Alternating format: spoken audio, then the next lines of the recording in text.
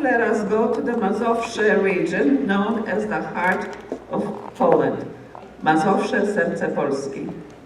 In the center of Mazowsze lies the town of Opoczno. The folk attire from Opoczno, like those of neighboring Głowicz and Sieradz, are distinguished by the colorful striped fabric called pasiak. The Opoczno region is famous for its dynamic and original dances and tunes, as well as large variety of dance styles. The most typical dances of Opoczno are various obereks and polkas. Now Polanie will perform oberek opoczyński. Let's hope they had enough time to change.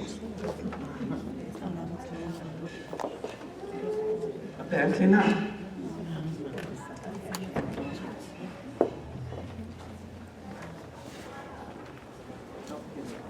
Polanie, ready for Opoczno? Hurry up, I'll wear the red. Shake a leg. Look, you open, shoulder cast.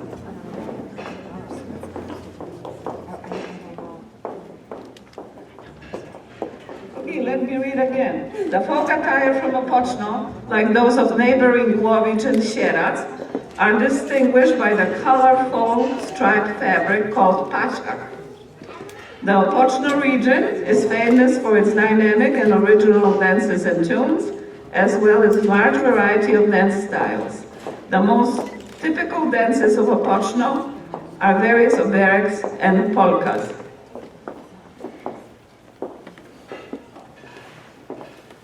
Welcome out the ladies so they can take a closer look.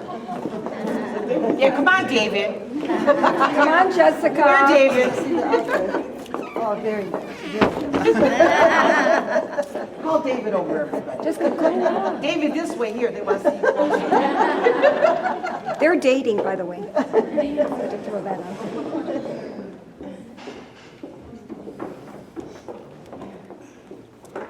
Dziękujemy Jessica, dziękujemy David.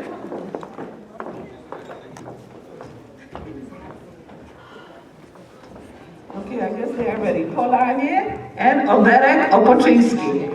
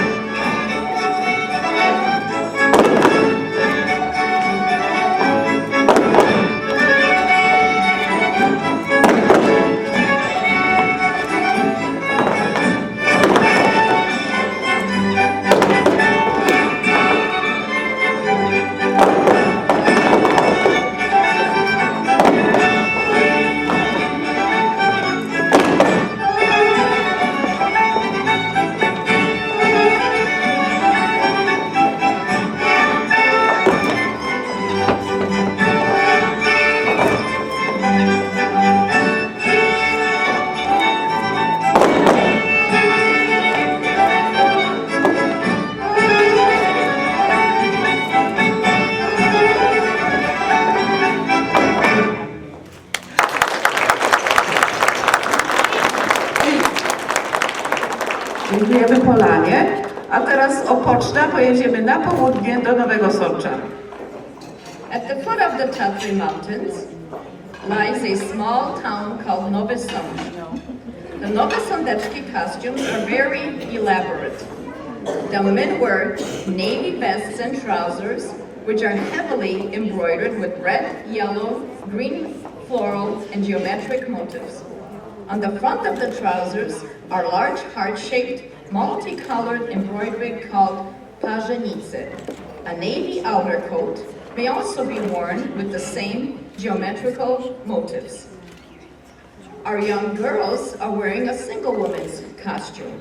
The skirts could be a floral print or solid pink called Rzeszowiak with black soutache embroidery. Single girls wear sleeveless, beaded vests, while the married women would wear navy blue long-sleeve jackets embroidered in the same colors and with the same motifs as the men's attire. And now Team Polania will perform for you the Cięta Polka from Nowy Sącz.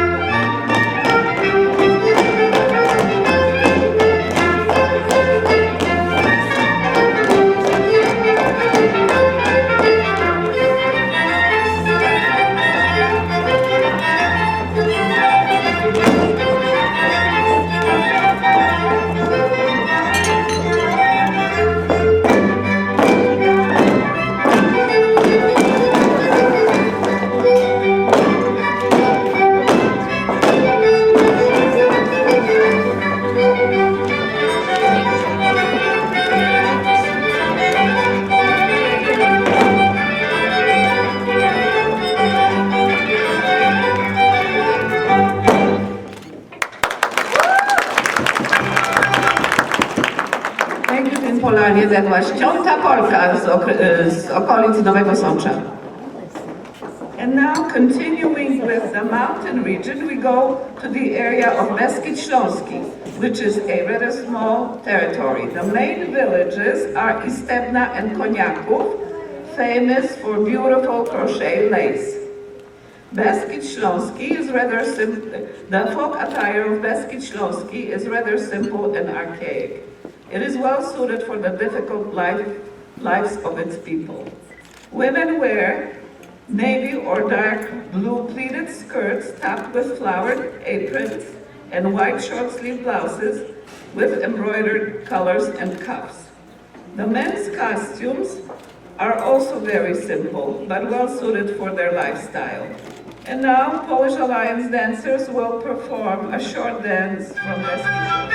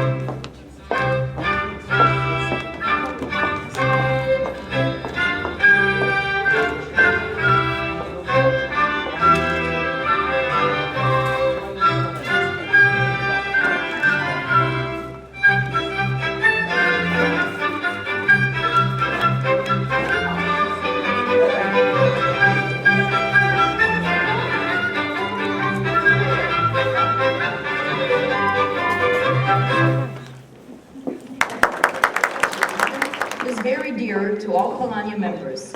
Since 1996, POLANIE Dance Ensemble has traveled to Rzeszow 5 times to perform at the World Festival of Polish Folk Dancing. The festival, which is held every 3 years, is one of the biggest folk events in Poland, with dance groups coming together from all corners of the globe. POLANIE last participated at the 15th World Festival in July of 2011. The men's attire shows a blend of different influences, mainly from the Austrian military uniform. The men's coat, called sukmana, is based on the military outer coats. Polanie will perform for you now a polka, przeworska, and polka.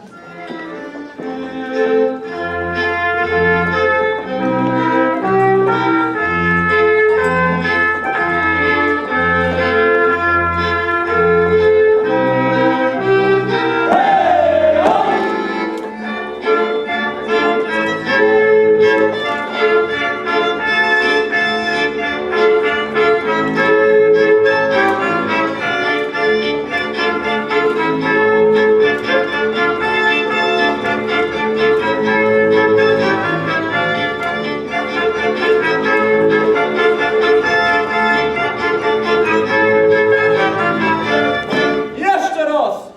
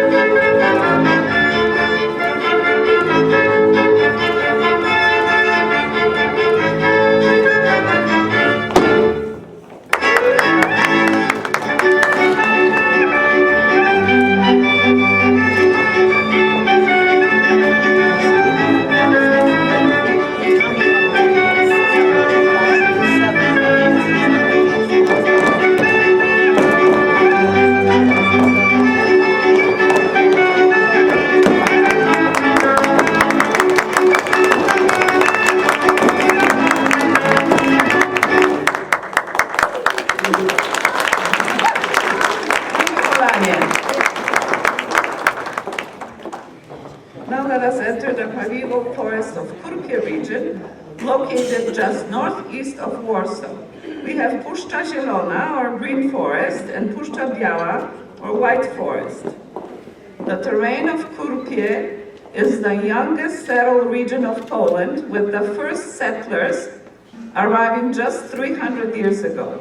These first settlers were fugitive serfs and lawbreakers from different areas of Poland. The life for the first settlers was extremely difficult since they had to clear the forests and prepare the land for farming. The folk attire of both of these two districts differ, especially the women's costume. As you can see, there are significant differences between the costumes of Puszcza Biała and Puszcza Zielona. The headgear worn by the single woman from Green Kurpie is called czółko, from the word czoło, meaning forehead. These tall hats created rigid postures for the women, and this rigidity is reflected in their style of dancing. Once again, we have Puszcza Zielona presented by our girls from Polish Alliance Dancers, and Puszcza Biała, Mariah and Ania, and Puszcza Biała, worn by Felicia of Polanie. Thank you, girls. Our next costume is from the Cieszyn city. Not too far from Nowy Sącz, going west, lies the city of Cieszyn. Almost every region of Poland has been affected by many cultures, but nowhere is this more apparent than in the area of Cieszyn.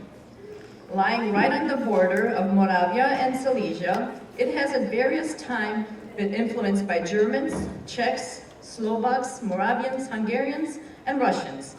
This meeting of Central European cultures in Silesia developed a rich tradition of dance and greatly influenced the folk attire of the people.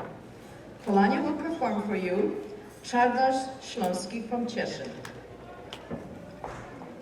Jeszcze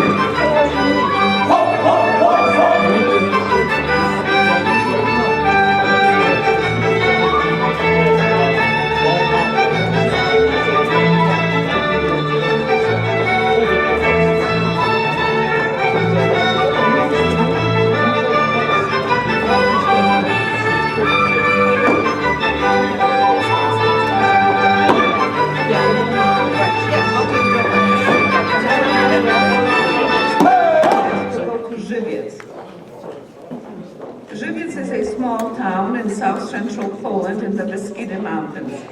Settlers in the surrounding areas were shepherds. While the men's costumes are similar to those of the previously shown mountain regions, the women's are different. The skirts are flowered in various colors, as well as are the vests. As in the other mountain regions, both men and women wear kepce on their feet. And now, Polish Alliance dancers will perform the hajduk.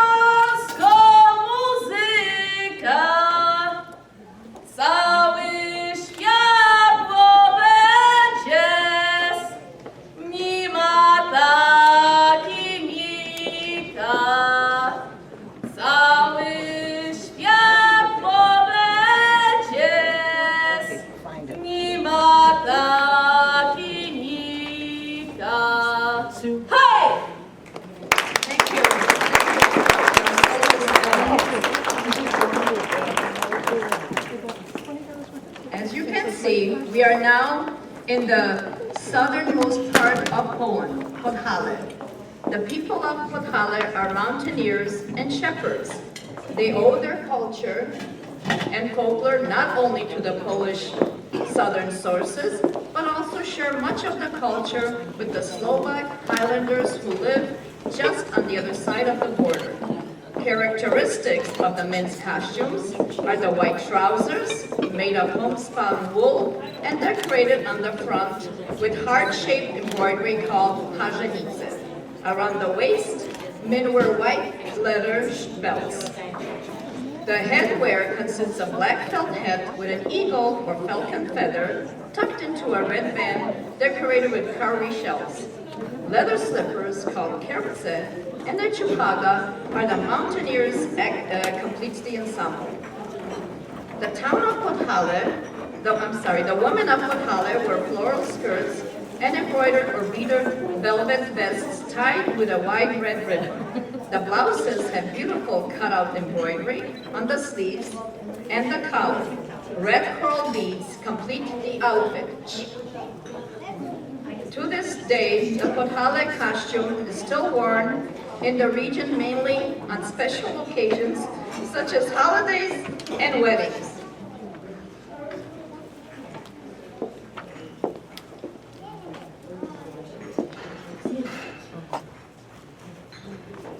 And now we have a very special treat for it. We're going to present a Podhale couple in wedding attire.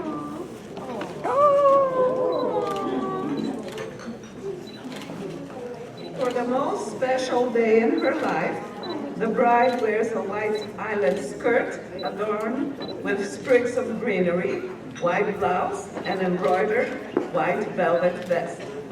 The embroidery of the vest is of an alpine flower that grows only in one region in Poland, high up in the Tatra Mountains. This flower is called dziewięciu. In English, it's carnation flower. Please notice that there's no veil. Instead, the bride wears a ruffled white ribbon in her hair with two long ribbons trailing down her back. These trailing ribbons are adorned with sprigs of greenery, in this case it's asparagus fern, that are attached on an upward slant. This upward slant signifies that sometimes the married life is an uphill struggle. In Poland, there's none of this American superstition that the groom cannot see the bride before the wedding. Actually, the groom comes to bride's house, brings her the wedding bouquet, and together they go to church. The groom, in addition to the traditional attire, wears an embroidered cape with a long white ribbon attached to his left side. Please notice that the trailing ends of his ribbon have no slant as asparagus fern. Wonder why? Could it be that the life is easier for the husband? Now let's talk about the groom's hat. Traditional black felt hat, red band, cowrie shells, and the feather. But what a feather! It can be from an eagle, a falcon, or a pheasant, but it has to be the longest possible, and therefore must come from a male bird. Then this male feather needs to be embedded into white down of a female bird. Ladies, the symbolism of this we'll leave to your imagination. And now we'll conclude this national and regional Polish folk show with a dance from